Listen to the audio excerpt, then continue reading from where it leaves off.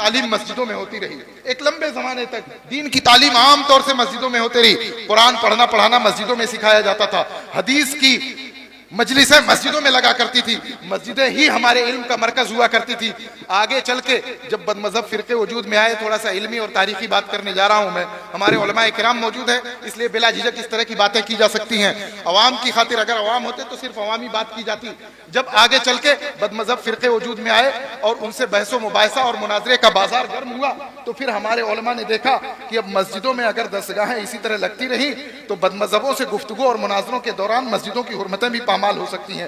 مسجدوں کی عزت و عظمت کا اس قدر خیال نہیں رکھا جا سکے گا جس قدر پہلے خیال رکھا جایا کرتا تھا کہ مسجدوں میں کوئی بھی ایسی بات نہیں ہوتی تھی جو مسجد کے ادب کے خلاف ہو. تعلیم مسجدوں میں ہوتی تھی, درسگاہیں مسجدوں میں ہوتی تھی, مجلس علم مسجدوں میں لگا کرتی تھی, سب کچھ مسجدوں میں ہوتا تھا, مگر مسجدوں کے ادب کے خلاف کوئی بات نہیں ہوا کرتی تھی. لیکن جب بد مذہبی کا زمانہ آیا, بد مذہب فرقے وجود میں آنے لگے, ہمارے علماء نے دیکھا کہ مسجدوں میں اب مناظرے اور مباحثے کی محفلیں ہونے لگی ہیں, مناظروں کی مجلسیں ہونے لگی ہیں. اب مسجدوں میں اگر اسی طرح سے درسگاہیں چلتی رہی تو مسجدوں کے آداب کا خیال نہ رہ سکے گا.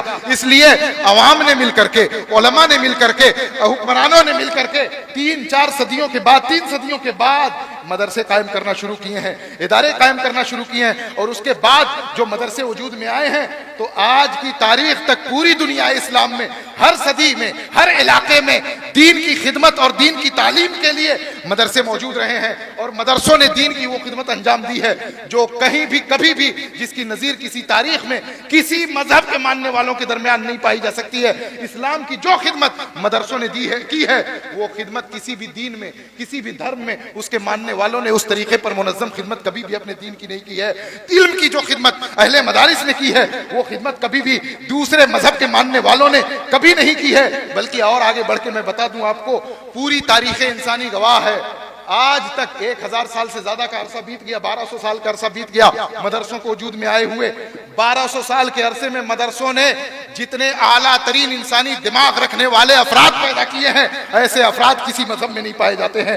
پوری انسانی تاریخ میں ایسے افراد پیدا ہی نہیں ہوئے جیسے افراد مدرسوں نے پیدا کیے ہیں. مدرسے ہی ہیں جنہوں نے امام غزالی جیسا فرد پیدا کیا ہے, مدرسے ہی ہیں جنہوں نے امام رازی جیسا فرد پیدا کیا ہے, مدرسے ہی ہیں جنہوں نے امام سیوطی جیسا فرد پیدا کیا ہے, مدرسے ہی ہیں جنہوں نے سلطان العلماء امام عز الدین ابن عبدالسلام جیسا فرد پیدا کیا ہے, مدرسے ہی ہیں جنہوں نے امام ابن حجر اسقلانی جیسا محدث پیدا کیا ہے, مدرسے ہی ہیں جنہوں نے مجدد الفسانی جیسا مجدد پیدا کیا ہے, مدرسے ہی ہیں. تاریخ انسانی پوری اٹھا کر کے دیکھ لیجئے, عقل انسانی کو شعور اور پختگی کی معراج تک پہنچانے والی جتنی ہستیاں ہیں, چاہے وہ دنیاوی علوم کے ماہرین ہوں, چاہے طب و جراحت کے ماہرین ہوں, چاہے دیگر علوم کے ماہرین ہوں, آپ سب کا نام اٹھا کر کے دیکھتے چلے جائیے.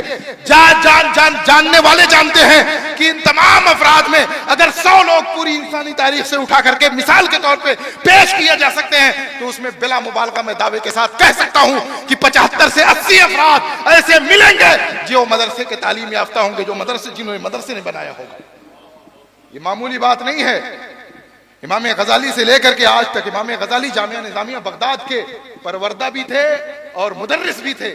امام غزالی کے بہت سارے شاگرد ہیں. امام قاضی ابن العربی مالکی رحمۃ اللہ تعالی علیہ امام غزالی کے شاگرد ہیں.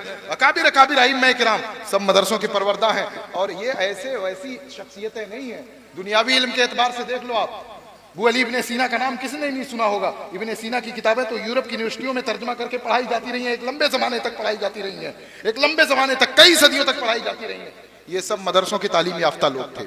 تب سے لے کے آج تک وقت نہیں ہے, ورنہ میں ایک ایک نام گنواتا ہر صدی سے کہ دیکھو اس صدی کے یہ فلاں فرد, یہ میڈیکل سائنس کے ماہر تھے, مدرسوں کی تعلیم یافتہ تھے. یہ صاحب تھے فلسفہ و سائنس کے ماہر تھے, یہ مدرسوں کی تعلیم یافتہ تھے. یہ صاحب تھے جنہوں نے فلسفہ اور معقولات کو بالکل انتہا اور عروج پہنچایا, وہ مدرسے کی تعلیم یافتہ تھے. کہنا یہ ہے کہ اہل مدارس, آج ہمارا دور زوال یقیناً ہے, آج ہمارے مدرسوں میں انحطاط اور زوال کا عالم ہے, مگر ہمیشہ ایسا نہیں تھا. ایک وقت رہا ہے جب دنیاوی علوم, دنیاوی تعلیم گاہیں, دینی تعلیم گاہیں، یہ تقسیم ہمارے سماج میں نہیں ہوئی تھی تب ہمارے مدارس ہی تھے جو دنیا کو دین کا علم بھی سکھا رہے تھے اور دنیا کا بھی سارا علم سکھا رہے تھے. یہ مدارس ہی تھے جو انسانی اعلیٰ دماغ پیدا کر رہے تھے.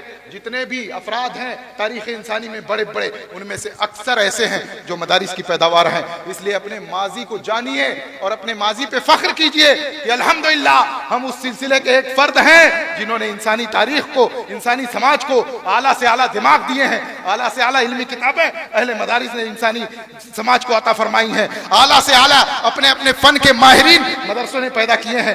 وقت ہوتا تو میں بڑی تفصیل سے بیان کرتا، لیکن کہنا یہ ہے ایک زمانہ تھا جب مدرسوں نے بہت کچھ ہمیں دیا، بہت سارے افراد دیے، بہت سارے لوگ دیے، بہت سارے علماء دیے، بہت سارے محدثین دیے، بہت سارے باکمال بزرگ اور صوفیہ دیے، مدارس نے دیے ہیں. مگر آج کے عالم ہے ذرا اس پر بھی غور کر لیا جائے. پہلے کہا جاتا تھا کہ کابل میں سب گھوڑے ہی نہیں ہوتے. ایک کہنے کی بات کہی جایا کرتی تھی. کیوں کہی جاتی تھی؟ یعنی کابل میں اکثر گھوڑے ہوتے ہیں، ایکاد خراب ہوتے ہیں، ایکاد خراب ہوتے ہیں، یعنی گدھے ایکاد ہوتے ہیں. یہ مثال کہاں سے وجود میں آئی تھی؟ یہ مدرسوں اور اداروں ہی کی وجہ سے وجود میں آئی تھی. مطلب کہ اداروں میں پڑھنے والے 100 کے 100 بچے سبھی کے سبھی بہت اچھے نہیں ہوتے ہیں، سب گھوڑے نہیں ہوتے، تیز رفتار نہیں ہوتے، کچھ بیوقوف بھی ہوتے ہیں، کچھ کم ذہن بھی ہوتے ہیں، کچھ کمزور بھی ہوا کرتے ہیں. کابل میں سب گھوڑے نہیں ہوتے. یہ کب تب وجود میں آئی تھی بات؟ جب ہمارے اداروں کے 80% 90% ذہین طلبہ ہوتے تھے، 80% 90% کامیاب طلبہ ہوتے تھے. کوئی وقت کا مفسر بن رہا ہوتا تھا، کوئی وقت کا محدث بن رہا ہوتا تھا، کوئی وقت کا صوفی اور بزرگ بن رہا ہوتا تھا، کوئی وقت کا غزالی اور رازی بن رہا ہوتا تھا. تب یہ بات کہی جاتی تھی کہ ہمارے مدرسوں میں اکثریت الحمدللہ انسانیت کے کام آنے والے لوگوں کی ہے، اکثریت الحمدللہ مسلمانوں کے کام آنے والے لوگوں کی ہے، اکثریت الحمدللہ ایسے لوگوں کی ہے جو اپنے فن کے ماہر مانے جا رہے ہیں. مگر آج حال کیا ہے؟ آج تو منظری صاحب میرا دل کہتا ہے کہ کہہ دوں کہ کابل میں گھوڑے ہوتے ہی نہیں ہیں. بھائی کیا حال ہو چکا ہے ہمارے اداروں کا. ایک لمبی تاریخ اٹھا کر کے دیکھ لیجئے. ہمارے ہاں 40-50 سال پرانے ادارے بھی ہیں. حضرت مولانا معین الدین صاحب تشریف فرما ہے، آپ کے ادارے کے بانی ہیں. 50 سال سے تو زیادہ عرصہ ہو ہی گیا ہوگا، لگ بھگ تقریباً 50 سال تقریباً ہو گیا اس ادارے کو قائم ہوئے. 60 سال پرانے ادارے بھی ہیں، 70 سال پرانے ادارے بھی ہیں، 100 سال پرانے ادارے بھی ہیں. ہم دیکھتے ہیں کہ ہمارے اداروں میں بہت سارے ادارے ایسے ہیں جہاں پہلے بہت اچھی تعلیم ہوا کرتی تھی، بہت اچھے افراد وہاں سے پیدا ہوا کرتے تھے، بہت اچھے قابل عالم وہاں ہوا کرتے تھے. مگر اب زوال آ چکا ہے. اب وہاں اتنے قابل افراد بھی نہیں رہے، اساتذہ بھی اچھے نہیں رہے، اور وہاں سے طلبہ بھی اچھے نہیں نکل رہے ہیں، علماء اچھے نہیں نکل رہے ہیں. ہمارے علماء اسٹیج پہ تشریف فرما ہے، آپ ان سے میری بات کی تصدیق کر سکتے ہیں. پہلے کلاسوں میں پڑھانے والے جتنے شاندار مدرس مدرسوں سے نکلا کرتے تھے، آج اتنے اچھے مدرس پیدا نہیں ہو رہے ہیں. آج درسگاہوں میں پڑھانے والے اچھے مدرسوں کی بھی کمی ہو گئی ہے. سوال یہ ہے کہ پہلے بھی تو مدرسوں میں ہمارے پڑھانے والے لوگ ہوا کرتے تھے، طلبہ پڑھنے والے ہوا کرتے تھے، پہلے بھی تو انہی اداروں میں تعلیمیں ہوا کرتی تھی. کیا بات ہے کہ پہلے بہت سارے اچھے لوگ پیدا ہوا کرتے تھے، مگر آج اچھے لوگوں کی اتنی کمی ہو چکی ہے کہ ہماری درسگاہوں کے بارے میں اگر بانج کا لفظ بولنا روا ہوتا تو کہہ دیا جاتا کہ اچھے افراد پیدا کرنے کو لے کر کے ہمارے ادارے تقریباً بانج ہو چکے ہیں. ایسا کہا جانا اگر ممکن ہوتا ہمارے لیے تو ہم کہہ سکتے تھے، لیکن آج یہ حقیقت ہے کہ ہمارے ادارے اچھے افراد نہیں پیدا کر رہے ہیں. کہاں پانی کہاں مر رہا ہے؟ کبھی ہم نے اس پہ غور کیا ہے؟ ہم نے صحیح بات تو یہ ہے ہم نے کبھی اس پہ غور نہیں کیا. ہمارا اپنا گھر صحیح سلامت رہے، ہماری اپنی پراپرٹی صحیح سلامت رہے، ہمارے اپنی جائیداد صحیح سلامت رہے، ہمارا اپنا بینک بیلنس صحیح سلامت رہے، ہمارے حالات زندگی صحیح سلامت رہے، ہمیں اس کی فکر ضرور ہے.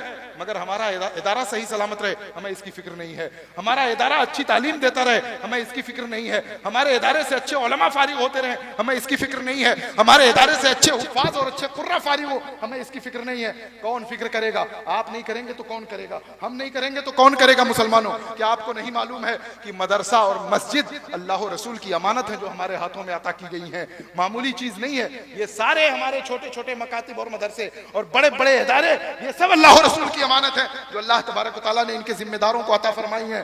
اس امانت کے ساتھ ہم کیا کر رہے ہیں؟ اس امانت کا ہم کتنا حق ادا کر رہے ہیں؟ اللہ کا حکم ہے امانتیں جن کی ہیں ان کے سپرد کر دو. اللہ و رسول کی امانت کے ساتھ ہم کیسا کھلواڑ کر رہے ہیں آپ اٹھا کر کے دیکھ لیجئے. ہمارے ایڈڈ مدارس ہیں، ایک مثال میں دے دیتا ہوں. ہمارے ایڈڈ مدارس ہیں یا بلکہ نان ایڈڈ مدارس بھی آپ دیکھ لیجئے، غیر امدادی یافتہ مدارس بھی، کمیٹیوں کے جھگڑے ہر ضلع کے اکثر مدرسوں میں آپ کو نظر آئیں گے۔ کمیٹیوں کے لفڑوں کی وجہ سے مدرسے تنزلی کا شکار ہیں، مدرسے بربادی کے دہانے پر ہیں۔ غیر مسلم افسران کہتے ہیں کہ اپنے جھگڑے ختم کر کے اپنے ادارے میں مدرسین کی بھرتی تو کم سے کم کر لو، جگہیں تو خالی ہیں وہ تو صحیح سے بھر لو، مگر ہمارے لوگ اس پر توجہ نہیں دے رہے ہیں۔ سوال آپ سے ہے مسلمانوں، کل قیامت کے روز رب تبارک و تعالیٰ کی بارگاہ میں ہم سب جانے والے ہیں، کوئی بچنے والا ہے؟ دنیا میں کوئی ہمیشہ رہنے والا نہیں ہے، کل قیامت کے روز ہم سب رب بارگاہ الہی میں جائیں گے۔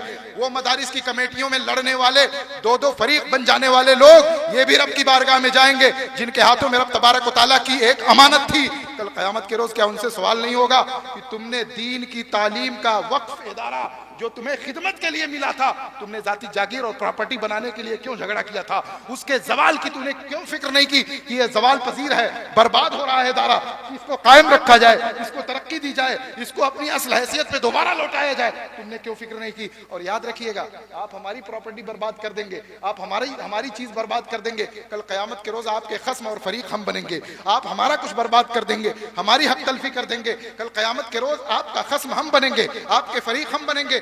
مگر ایسے لوگ، ان کے دلوں پہ خدا جانے کون سی مہر لگی ہوئی ہے، بات نہیں سمجھ میں آتی ہے۔ کل قیامت کے روز مدرسوں میں تباہیاں لانے والوں، کل قیامت کے روز رب کی بارگاہ میں جب جاؤ گے تو اللہ و رسول کی یہ امانت تھی، تم نے اس کو تہوالہ کیا ہے، کل تمہارے خصم اللہ ہوگا، تمہارا خصم اللہ ہے۔ جو چوکھٹ تھی، جس چوکھٹ پہ طلبہ چپلیں نکالا کرتے تھے، جب حضرت شیخ کا انتقال ہونے لگا تو انہوں نے وصیت کی کہ میری قبر میں وہ پتھر رکھ دیا جائے جس پتھر پہ میرے طالب علم آ کر کے اپنی چپلیں نکالا کرتے تھے۔ اب آپ بتائیے، معمولی چیز ہے؟ معمولی چیز ہے؟ جس پتھر پہ ہمارے طالب علم چپلیں نکالتے تھے، جب میرا انتقال ہو جائے تو میری قبر میں وہ پتھر رکھ دیا جائے۔ کیوں؟ فرمایا اس لیے کہ وہ طالب علم دین تھے، علم دین کی طلب میں میرے پاس آتے تھے، مجھے امید ہے کہ ان کی برکت سے اللہ تبارک و تعالیٰ میری مغفرت فرما دے گا۔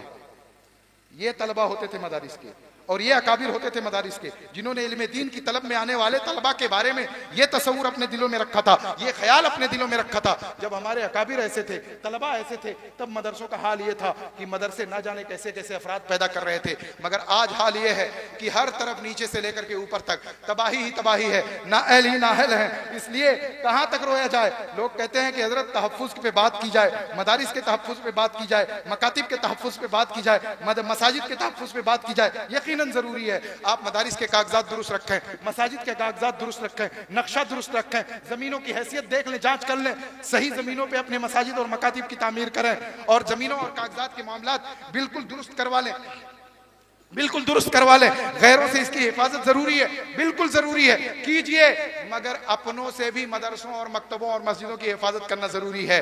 اس پہ دھیان دیجئے گا۔ جس دن آپ اس پہ دھیان دینے لگیں گے، ہمارے مدارس ترقی کرنے لگیں گے، ہمارے ادارے ترقی کرنے لگیں گے، اور ہمارے اداروں میں دینی تعلیم پھر سے اسی طرح سے ہونے لگے گی جیسے پہلے ہوا کرتی تھی۔ اور یاد رکھیے گا، جب تک ہم اپنے اندر سدھار پیدا کرنے کی کوشش نہیں کریں گے، تب تک معاملات سدھرنے والے نہیں ہیں۔